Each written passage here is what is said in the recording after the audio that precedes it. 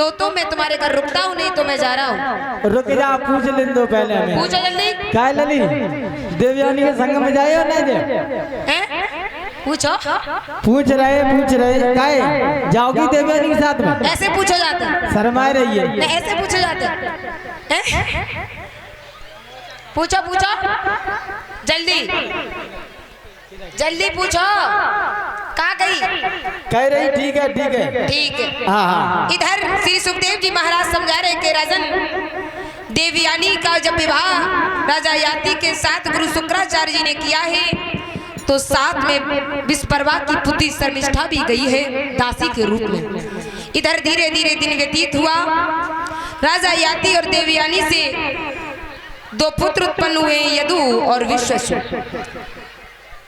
दोनों पुत्रों का पालन होने लगा है। कुछ दिनों के बाद शर्मिष्ठा बोली, है राजन, मैं भी तो आपकी दासी हूँ, क्या आपका हक मेरे ऊपर नहीं है? कहा है।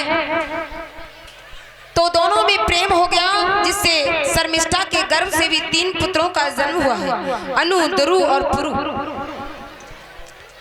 इधर जब ये बात देवयानी को मालूम हुई कि मेरे पति ने मेरी दासी के साथ संबंध बनाए हैं, तो ये बात जाकर के गुरु को बताई है। गुरु जी ने, इधर गुरु शुक्राचार्य जी ने श्राप दे दिया, कहा कि तुम ने मेरी बेटी के साथ कपट किया है, धोखा दिया है, जाओ तुम वृद्ध हो जाओ,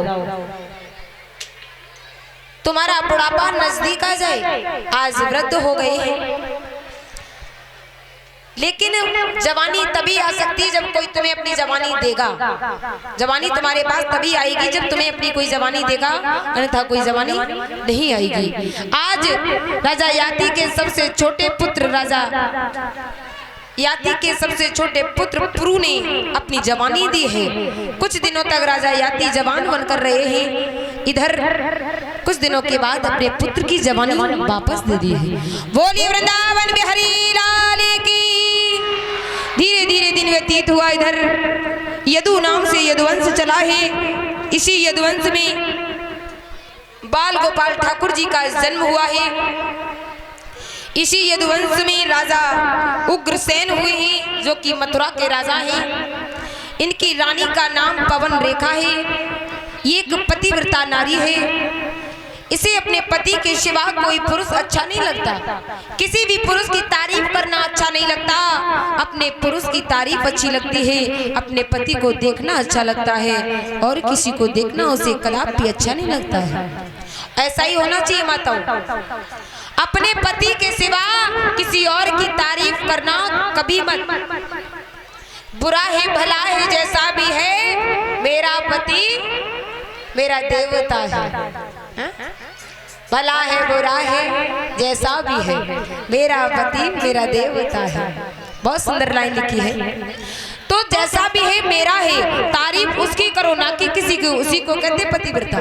अब नए महाराज पतिव्रता तो बनी घूम रही, बे तो कम सुनाए तुम्हें ज्यादा सुनाए दो, ऐसा ना करियो। अब हम कछु कह लें तो कह लें, ना तो छोड़ा, क्योंकि टाइम हो रहा है ज्यादा। कल बताएंगे कि पतिव्रता क्या होता है।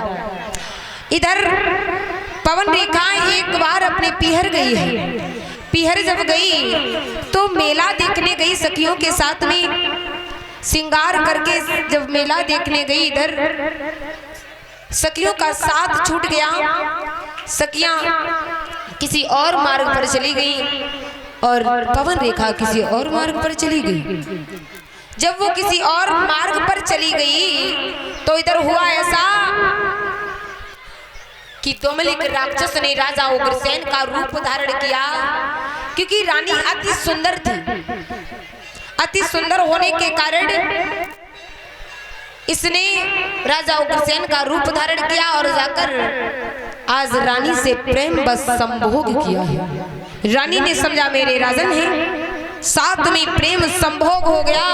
क्या हुआ, जैसे ही होश में आई देखा कि तोमलिक राक्षस अपने वेश में आ गया है।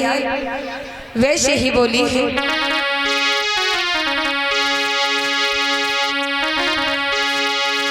अरे तेरा सत्यानाश